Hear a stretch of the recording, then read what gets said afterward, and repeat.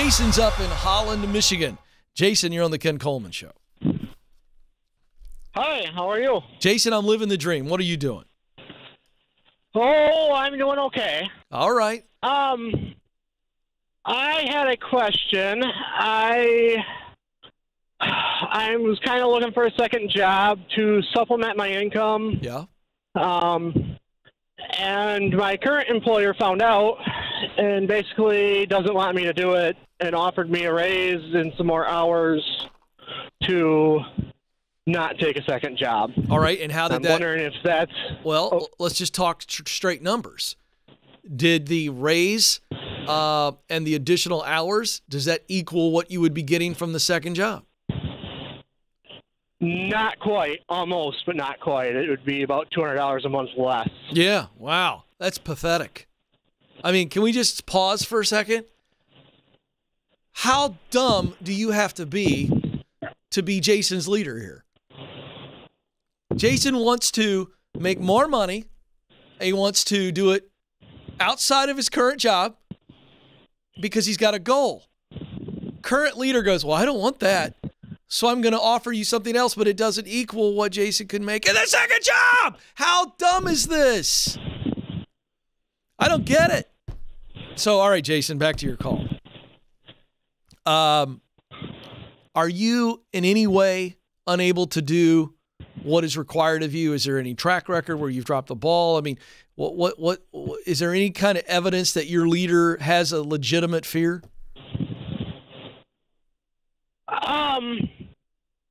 Well, the fear is, the only legitimate fear that they have is I drive truck, and I'm local run, so I'm home every night. And I would be home at this other job. I would work like Saturdays only, and then if I got out early at night, I'd work that night there. Their only fear would be logbooks that were required by the federal government to keep logbooks of all hours worked. Yeah, but my point is that if you're working the second job, it's in no way hindering your ability to do your current job, correct? As a driver. Correct. So I don't hear. Correct. So I don't know what. I mean, I understand there's something fear-based going on, but God bless him, he's not the brightest bulb in the shop here, because if he wants to deter you from leaving, he should match what you're going to make. You told him why you're doing the second job, correct? Correct. Yeah, I mean, it just doesn't make any sense. He's done nothing to deter you from doing it. He's already played his hand. He needs you. He wants you. True or false? True. Yeah, just say, hey, boss, I'm sorry. I'm going to work this second job because I want to make the extra money, because I want to get out of debt. I want to do this. I want to do this. I want to do this. All the things. And it's not that I don't want your raise. It's just I need to make the maximum amount of money possible. Have you said that? I did not quite put it in those words. I said something kind of similar, but I did not quite say those kind of words. I mean, how long would you be working this second job? What do you anticipate? Well, at least until I get out of debt, which would be a year-ish. Yeah, just let him know. Hey, this isn't a negotiation tactic. I appreciate the offer, but it's still not going to pay me as much as the second job. Is that how you started this phone call? Were you believing that? Because I think you should take the second job because it gives you more money, which means you get out of debt faster. And so to me, I mean, where were you leaning? A big part of me wanted to do that, wanted to just take the second job. But what's the small part? What's the small part want to do, and why does the small part want to do it? Well, the small part of me kind of wants to, I kind of think this is something that I might do after I get out of debt. But a small part of me wants to start my own side hustle and do my own business, because I don't feel or I kind of know that I'm working as a truck driver. I'm good at it, but I don't have a ton of passion for it. Okay, so I like this. So I thought the small part was you were going to tell me you were worried about getting let go or something with the current guy. So here's the deal. I don't think it's a good idea for you to start a small side hustle business that could eventually be the thing you want to do for yourself. Don't do that while you're getting out of debt. It puts too much pressure on you financially to monetize that side hustle. Does that make sense? Yeah, that makes a lot of sense. Yeah, I don't want anybody starting a side hustle that you hope eventually becomes your dream job working for yourself. Am I right? All right. I don't want any pressure on that.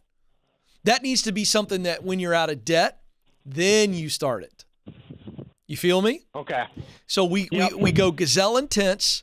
We drive. We work the second job. We make as much money as possible. A year from now, we're out of debt, but we stay drive to get baby step 3 funded, which if you're not a Ramsey Solutions listener, there's 7 baby steps to financial peace. Baby step 1 is you put $1,000 in the bank as a kind of an umbrella rainy day fund for something like your car catalytic converter going out. Thank you very much. That's all I know. I don't even know what that does. All right. And then baby step 2 is we pay off all of our debts, starting with the smallest debt. And you take that minimum payment that you've been paying. Once you pay it off, you put it to the next largest debt. And we go smallest to largest to get some momentum. And that's where Jason is right now. So, Jason, once you pay off that debt a year from now, I want you to fully fund your emergency fund, then quit the second job. Make sense? Yep.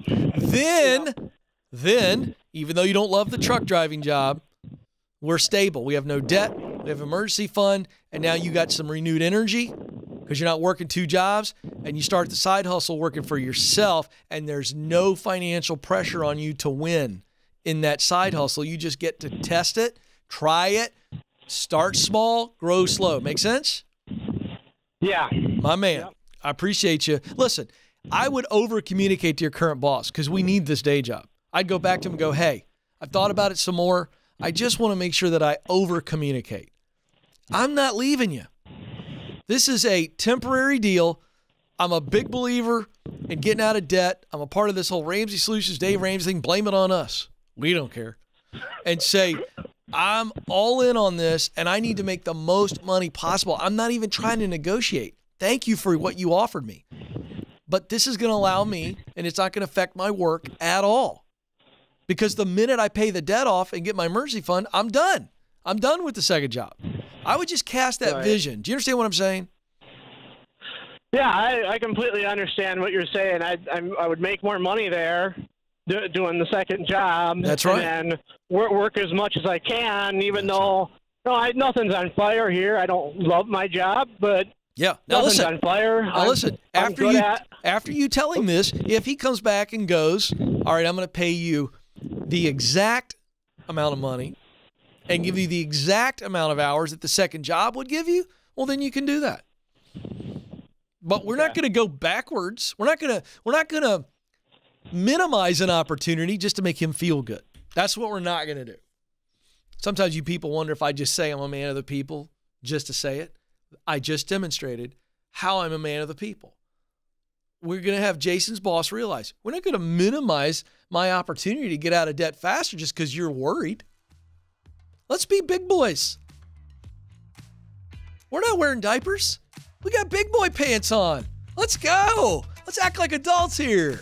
Come on, man.